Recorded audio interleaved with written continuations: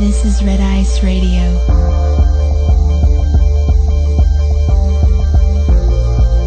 From the dream to reality.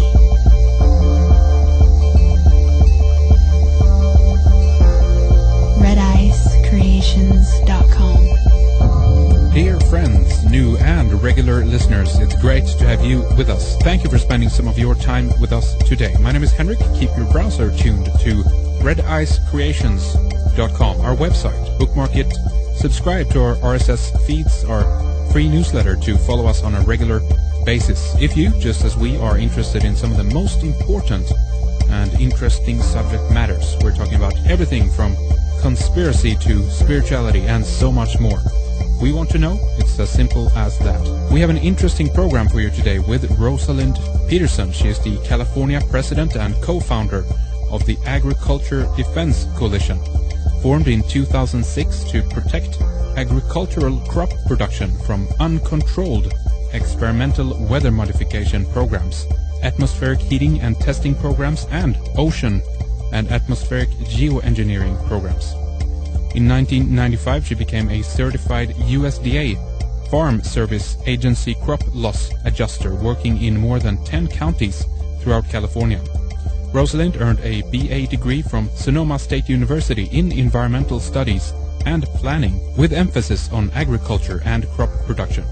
Between 1989 and 93, Rosalind worked as an agricultural technologist for the Mendocino County Department of Agriculture.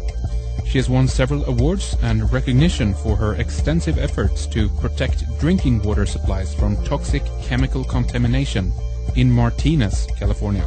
Today we are going to focus on weather modification, geoengineering programs, and the connection to crop loss. Please stay with us for an interesting program.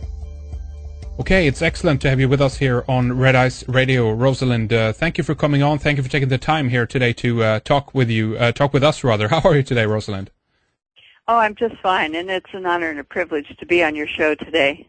Absolutely, you bet. It's going to be interesting hearing about yourself, about your work, and pertaining to your perspective over in California. This is obviously an issue that is worldwide. Many people who bother to look up at the sky are prone to realize that something is not the way it used to be, and we're going to try to look at this issue from many different angles and perspectives, of course. But at the beginning here, Rosalind, I want to get your take, I guess, as a background to how you started looking into this phenomena overall. Maybe you can just tell us how you got into it briefly, Rosalind. Well, I started looking into the issue of persistent jet contrails starting in 2002 when a friend of mine brought to my attention some of these issues, and also it was a period of time when we really were blitzed here with trails that persisted. We were blitzed with unusual phenomenon in the sky, and it concerned me because I realized right away that it was abnormal, and that growing up here all of my life, when we looked up, we always saw these clear, beautiful, deep blue skies. The clouds would come, it would rain, and then it would clear up, and we never had the haze, and we never had these man-made clouds that were produced by the jets ever before in the quantities and configurations that were appearing in our skies. So my background, I worked for many years for the U.S. Department of Agriculture in California. Part of that time I spent as a crop loss adjuster, which meant that whenever there were crop losses in California, we would be sent to address those issues to determine the cause of the crop losses and also to assess the amount of the damage. And there were a group of around 30 of us here in California that provided the service. But this gave me and others an opportunity to travel the state and also to assess different types of crops. What concerned me when I first began to really take note of the jets and their impact was that they were leaving us in higher humidity and man-made cloud cover, which was restricting the amount of sunlight reaching the earth, and realizing that all agricultural crops require photosynthesis and direct sunlight to grow and produce crops, this became of great concern to me, along with the fact that NASA studies early on in my research noted that these persistent jet contrails would change the climate. They were exacerbating changes to and impacting natural resources. So I soon began to really think about their impact on agriculture crop production within the United States. And this led me into research since that time of lots and lots of government websites and documents on this topic. Absolutely. And I think you're in one way different in that way that you've, bothered to contact, various congressmen, people from in the political government venue over in California. And obviously what you've detailed so far, and what's an important issue to mention, I think, is the maps that you obtained from after an inquiry, I guess, to Congressman Mike Thompson. Can you tell us a little bit about that, Rosalind? Well, one of the things that elected officials would do when first contacted is that they would only talk about the issue as a chemtrail issue, stating that it was a conspiracy theory or an internet hoax, this type of thing. So I made sure that I didn't put myself in that category at all. And so I refused to use that terminology in talking with them and speaking with them. But one of the things that Congressman Mike Thompson from Northern California had said was that it was increasing jet traffic. So in order to disprove that theory, what I did is I asked him for the federal paperwork on maps, FAA maps, for example, that would show flight paths and how many jets, commercial jets, were flying over Mendocino County. And so there appeared maps from Congressman Thompson's office, along with a letter stating what these maps were. And these maps were color-coded to show commercial airline flights over the county in Northern California where I live, which is Mendocino. And what we discovered was that there were very few commercial flights that flew over our county, and that the flight paths were straight line across the county, and that it didn't have anything to do with increasing jet traffic across our county, because the flights that we were noting here that were leaving these persistent jet contrails were flying outside of the flight paths of the commercial airlines. And it was obvious because there's so few flights going over from major airports over us that we were able to then differentiate that these were military flights that were leaving most of the jets that impacted our skies. And these were called intra flights, I believe, if that's correct. And what would you pin this down to being just military flights then and military missions? Is that correct? Yes, the intra flights are military in nature because they have unlimited funding. They circle our county all the time. They don't fly into, when you track them back, they don't fly into any of the major airports. They fly from military bases. So we knew that most of the jets leaving the persisting contrails over our county, as one example, had to be military, because commercial airlines do not loop the loop over our county. Commercial airlines don't get out of their flight paths because they only have a certain amount of fuel. It's very expensive, and they're on time schedules. So that commercial airlines would not, on a consistent basis, have time to do ovals and circles and crosshatches and X's and all the different flight variations over us, because they could never run on time. So in your view then, Rosalind, does that mean that all commercial airline flights are not part of an overall program in terms of geoengineering and weather manipulation? Well, you have to understand that commercial airlines do impact our environment, and they do sometimes produce trails that persist, but mostly they persist along the flight paths. But once you get out of their normal flight paths, then other aircraft then are causing the problem.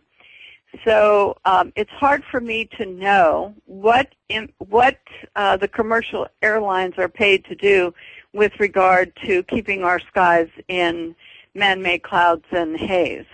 Yeah. Because I don't have any documentation to prove that.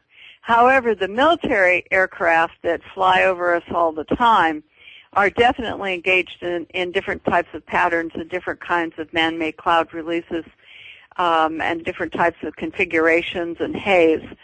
And they're definitely having an impact on global temperatures worldwide, because part of their release in the combustion process is water vapor. Water vapor is a greenhouse gas, and Stanford studies and NASA studies are saying that over Alaska and over the Arctic, aviation has a tremendous impact on warming. Yeah, I don't doubt that at all. And I've argued many times before, as we've talked specifically, about chemtrails, if you will, with other guests. I know you don't like to use that term, so we're going to try to avoid that here today. And I think that's pretty good in one way as well, because there's a lot of it's important to detail the terms, obviously, and we can stick to geoengineering, if you like, or weather manipulation, but we'll get deeper into some of the different aspects of this. But if we look at persistent contrails and commercial airline traffic, there's lots of different aspects to why this might be increasing. We're talking about, obviously, an increase, I think, overall in airline flight traffic since probably the 90s. People are, I think, traveling more, maybe less so, these days, depending on their attitude to TSA over in the States and all that. But in any regard, it seems to be on the increase. And there seems to be many different aspects of why they would be, from the official point of view, turned into persistent contrails. It has probably to do with temperature, air humidity, maybe even pressure.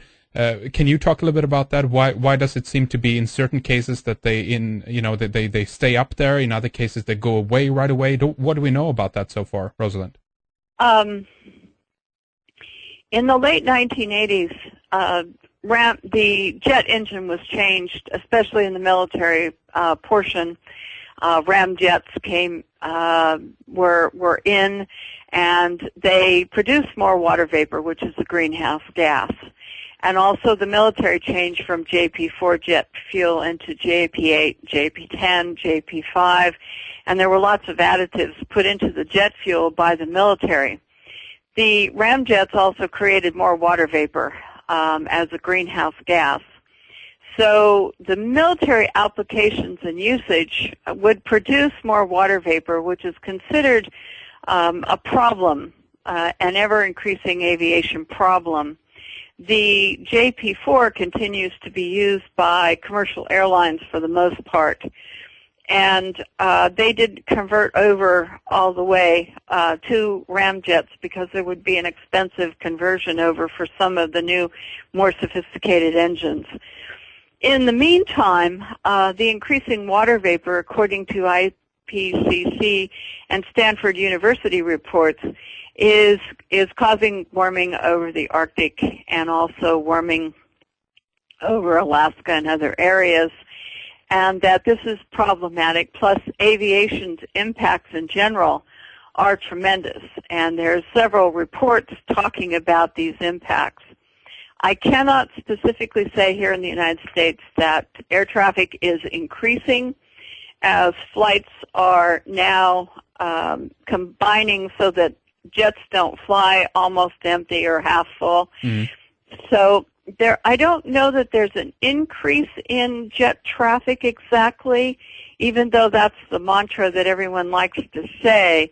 I see more of consolidation, packing people into smaller areas and planes, and fewer flights as far as not flying with only a quarter of the passengers or half full.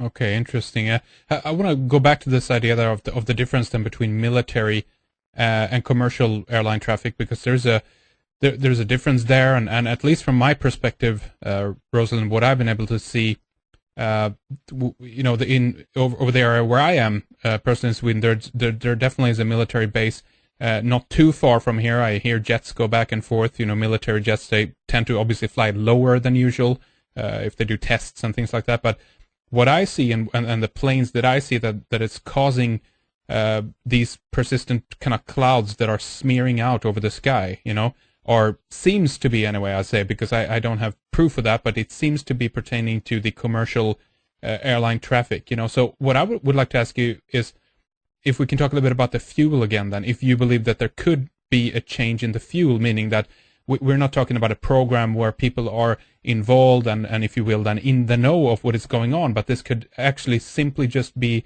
down to the fact of a change in the fuel that is given to the commercial airlines. What do you think about that, Rosalind? That could be a possibility. But also, I do believe, despite this, that commercial airlines are leaving trails of persistence and these odd, smeary, man-made clouds, high cirrus, high haze, all of this. And I think I have come to the conclusion from all of my research that I think it's deliberate to absolutely cover our skies in these man-made clouds and haze. I think it is. And I think that the warming is deliberate from this process as well.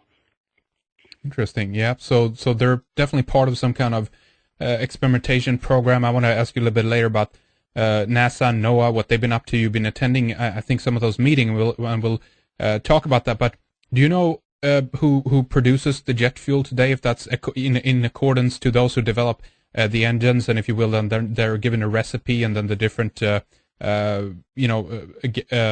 gas companies are producing it, or do you know who's behind that, Rosalind? Well, what it is about jet fuel is that the military has unlimited funding. So when you talk about jet fuel, the Navy, for example, uses JP5 jet fuel for the most part, and then they put additives in it for different performance capabilities. So what happens is that the Air Forces use JP8, JP10.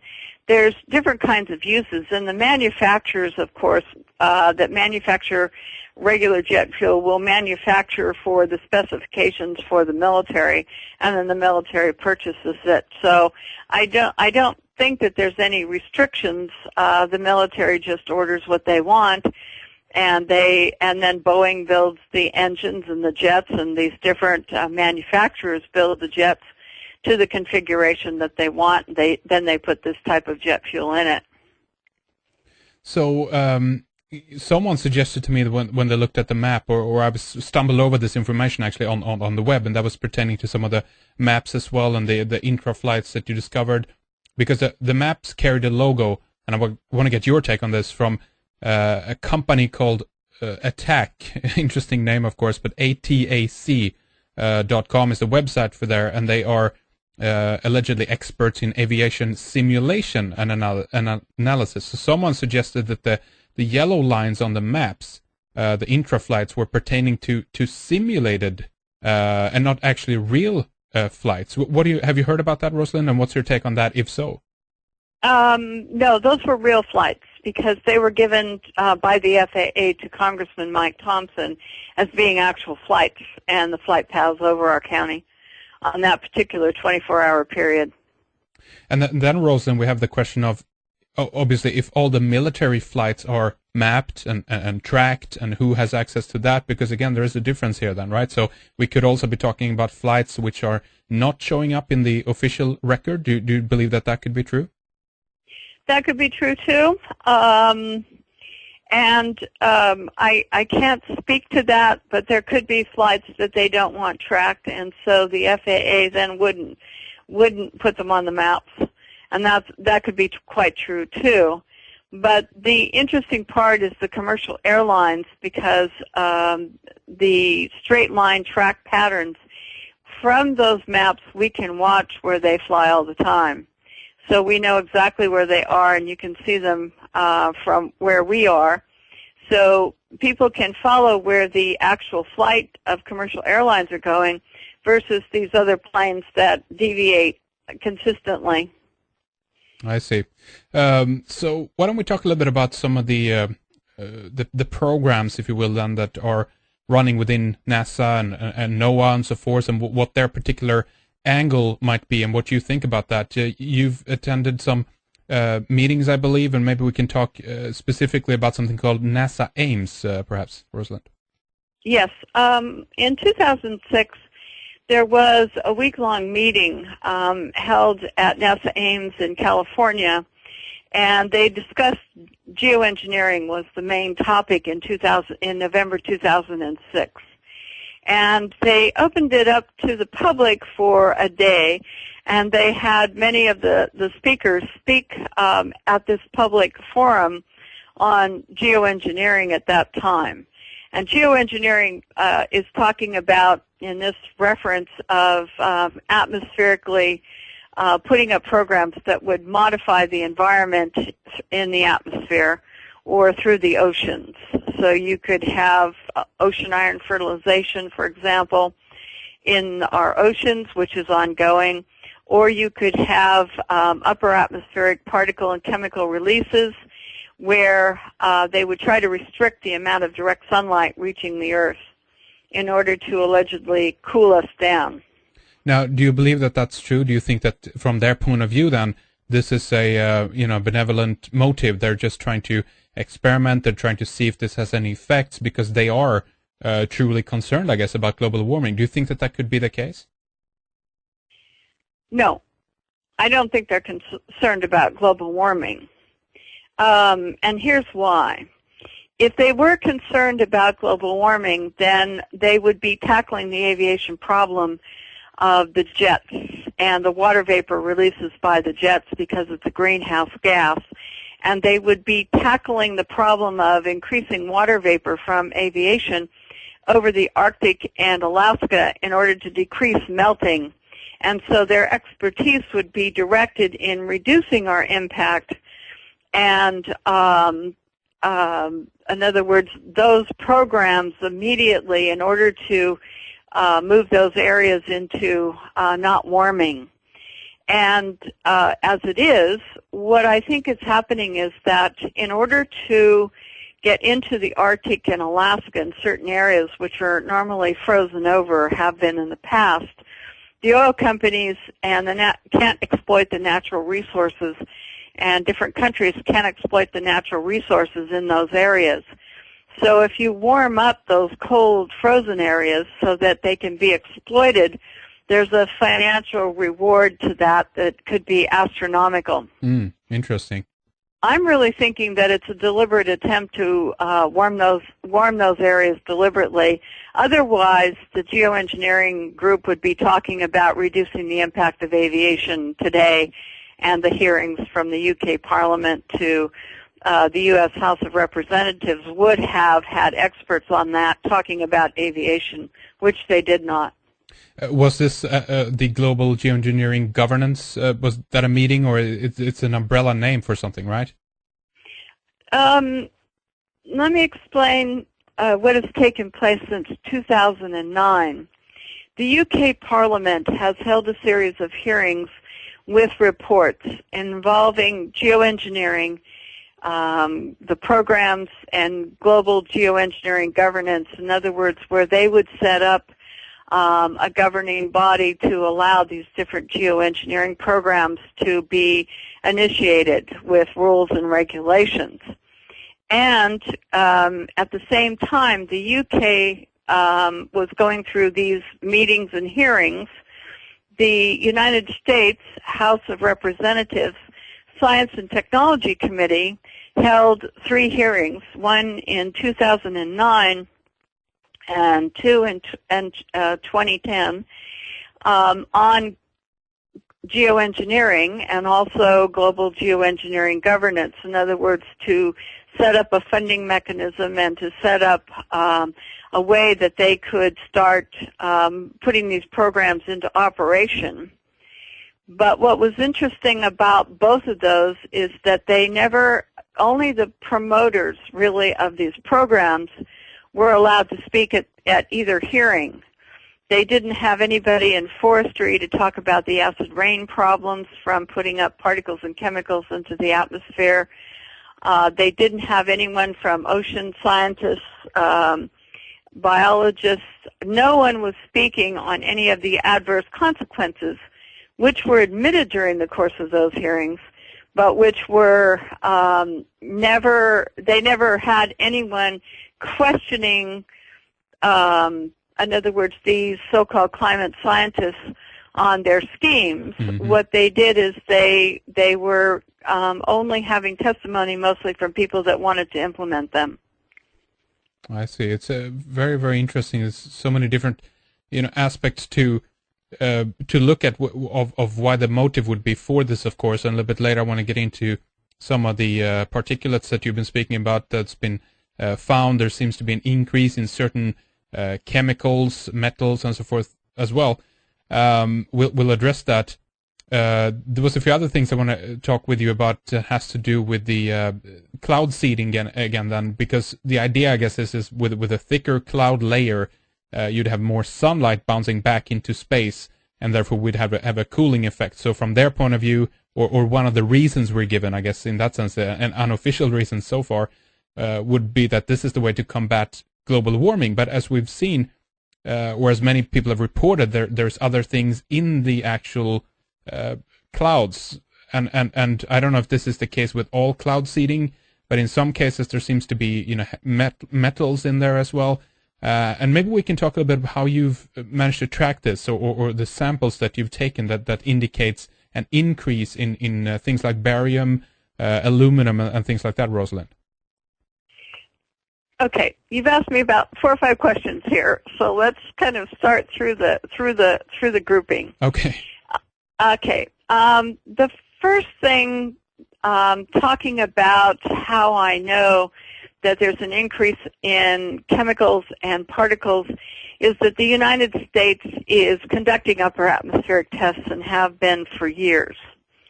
And in these upper atmospheric tests, which you can read about in the aluminum section or the barium section on my websites, either CaliforniaSkywatch.com, or you can go to agriculturedefensecoalition.org. I list these various upper atmospheric experiments which the United States Navy, the United States Air Force, and NASA have been conducting for years. And they do use aluminum, trimethyl aluminum, barium, strontium, lithium, sulfur hexafluoride. All of these chemicals are being used in these upper atmospheric tests. And these are extensive tests having been done for years. And we know that the U.S. Navy, for example, in 2009, put up an aluminum oxide dust cloud over the eastern seaboard of the entire United States. And what they did is this aluminum oxide dust cloud they put up so that they could conduct university and government experiments having this aluminum oxide floating around in our environment. It will eventually come down, and when it does, it will pollute the water and it will pollute the soil, and it will pollute everything when it comes back down. The Navy intends to continue these type of testing. The Air Force conducts what they call night cloud experiments by putting trimethyl aluminum and other chemicals into canisters and then superheating them in the atmosphere and conducting tests when they explode. These canisters will explode. So there's any number of programs. The University of Alaska lists them using barium to create man-made auroras. Right. So sometimes when people talk about auroras as being natural, we see them here in the United States in areas where they had never been seen before. And what we're finding is that the University of Alaska, NASA, and the Air Force are conducting experiments where they can artificially create an ionosphere and also man-made auroras.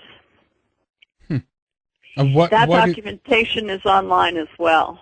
Why do you think they would do that? What was the reason for that, do you think? Well, we have the capability, one, we have the money to do these experiments, and we have no restrictions, either internationally or here in the United States, that would restrict using the atmosphere and the various layers for experimentation purposes. There are no restrictions on geoengineering right now, and so some of the cloud whitening experiments are being done and conducted.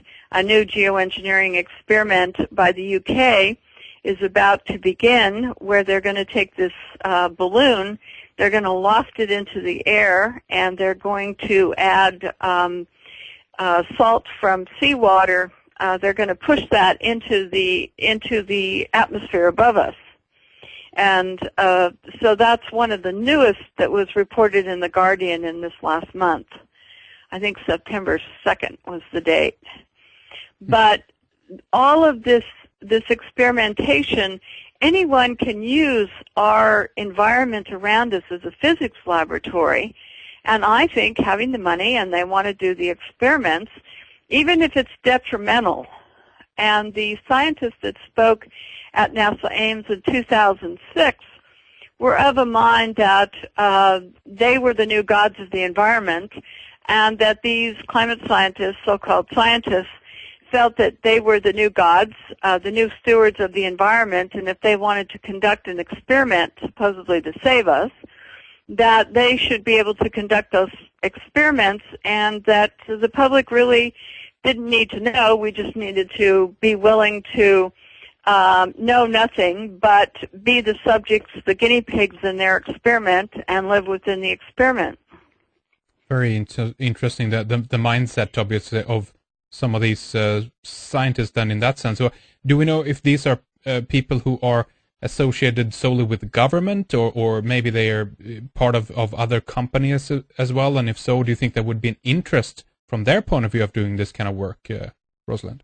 Well, there's an interest for them to do the work because they get grants for this type of work from the military and from NASA and other government agencies. And the other thing is that it's fun to be able to sit in your office and work out experiments, and then actually to take them to the next level and do the experiment. But the problem is that there's no restriction on them having to have a public debate. There's no restriction on what they can or cannot do at this time. So, and the reason that I know that these chemicals are beginning to show up in our drinking water supplies are that the California State Department of Health Drinking Water Division requires, along with the EPA, requires drinking water tests across the entire state from every public drinking water source in California. There's about 18 million bytes of data from this type of testing, and we got a hold of the data, which is public record. It's online, even at the California State Department of Health website. But the data is online, and we took it and we graphed it, and we looked at the results on spreadsheets, thousands of them, and we found that there was unusual spiking in aluminum, barium, strontium, sulfur hexafluoride, in other words, a whole group of chemicals that shouldn't be spiking in our drinking water. And we think that some of the upper atmospheric tests using rockets mostly, or the space shuttle for years, had been implementing these tests, and that's why we were seeing the spikes. The other issue is that an environmental group called Oceana recently went around the world for 5 years testing whales in all different ocean environments for many toxic chemicals, and one of the things that Oceana found that shocked them was the extremely high levels of aluminum that they found in whales. And it doesn't surprise me because we've been putting aluminum particulates into the environment for many, many, many years. So, and I don't doubt that aspect at all, Rosalind. I think the only thing that I've been uncertain about is how we connect the increase in aluminum in our environment with the potential project here that we're talking about, or the geoengineering, has there been, in your view, any good test that actually is proving the link between the two? I can link the use of rockets and Air Force studies, NASA studies, and Navy studies to putting aluminum into the atmosphere for testing purposes. Yeah. That's an easy connection. The documentation is tremendous. As far as linking it to the jets, I can't do it directly because I have found no literature since 2002 which tells me what the jets may or may not be releasing, except for water vapor and jet fuel emissions. Absolutely, it's very, very strange, that we see these aspects, and some people speculate that this program is kind of like step one in a process which has to do with other things. I mean, if I read in the paper from Mike Thompson, the congressman, as well, that in the in Mendocino County you have another I don't know what to call a device, I guess, a VORTAC, the VHF Omnidirectional Range Tactical Air Navigation Center. There's other people looking at facilities like HARP. This particular one is the VHF, which is very high frequency. Other facilities are in the ELF, the extremely low frequency range, if you will. In your view, Rosalind, there's people who connect this. I don't know if that's good or not, but do you think that there is a connection here, that they're testing atmospheric devices, basically superheating the atmosphere, and other types of experimentation with an increased aluminum or other particles in the atmosphere? Is there a link between these two, do you think? There may be, but I can't draw, I haven't found the research documents to be able to draw a conclusion to that. I can speculate, but I hate to do that because I can't back up my speculation. However, I would imagine that there's a lot more going on than we know. But the jets impact us here in several ways. One, the cloud cover that they put up reduces the amount of direct sunlight reaching the Earth. It changes the climate here whenever they fly and they leave these man-made clouds, haze, or contrails. It's a definite climate change for us. The humidity goes up and is much, much higher than ever before. And that means that we have higher temperatures at night because the cloud cover keeps the temperatures higher at night. It means that we don't get freezing temperatures in the winter enough to kill the pests that attack the trees. The lack of direct sunlight reduces photosynthesis, which lowers crop production. So we do know that the impact of the jets is much greater than anyone would suspect. Mm-hmm. Yeah. It seems to be that we have drought now, Rosalind, in some parts of the world and massive rain in others. We've had practically rain here, up here in the north, Scandinavia, all summer. It's been a lot of rain and very, very wet. And I can't help to think that this might be, I'm not saying it's a direct manipulation of the weather up here, but I'm definitely seeing a destabilizing factor, I think, because of potential experimentation that is going on in other parts of the world, meaning that we're still suffering from a consequence. We're getting effects up here, and I think in other parts of the world as well, because there must be, if you're messing with the weather in one part of the world, Rosalind, there must be consequences of this throughout the globe, correct? Oh, that's absolutely correct. And if you go to my website, the weather modification section of my website, what you're really going to find is maps, U.S. maps of talking about the number of weather modification programs going on worldwide. And there's around 69 of them that are ongoing all the time. And American companies are heavily involved in those in some cases. In the United States alone, we have 66 weather modification programs ongoing every year, and that listing is a NOAA listing, National Oceanic and Atmospheric Administration records showing the type of programs we're doing: snow enhancement, rain enhancement. In other words, in many, many states, California, Texas, Montana, Idaho, Nevada, Utah, Wyoming, North Dakota. I mean, the list goes on. And also, the country of Mexico is modifying the weather. Canada is modifying the weather.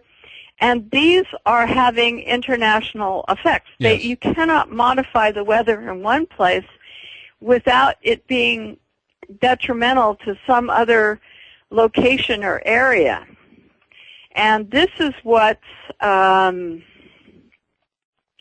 good. It concerns me greatly. We even had a government office of the White House. We had a fellow who came up and he spoke, and the reason that he was speaking out was to say that this could be an international problem, having these weather modification programs and doing all the things that they have been doing. And so I want you to know that this is a possibility for everyone. Absolutely. And what do you think will happen if we look at the discussion, and hopefully it is continued to be highlighted? Do you think that there will be any kind of legal issues here in terms of maybe international law, that someone is going to come in at some point and actually demand some kind of restrictive, measure on this? I mean, there must be, the military can't just go on and on and on about this, right? And do tests and because eventually someone will have to know that this has consequences on other countries around the world. Do you know if there's been any debate about this at all, Rosalind? No, because in actuality they're trying to keep this information pretty buried so that people here in the United States and in other places don't know. But one of the things that this science advisor, his name is Marburger, and he was from the Executive Office of the President of the United States, and this is the Office of Science and Technology Policy.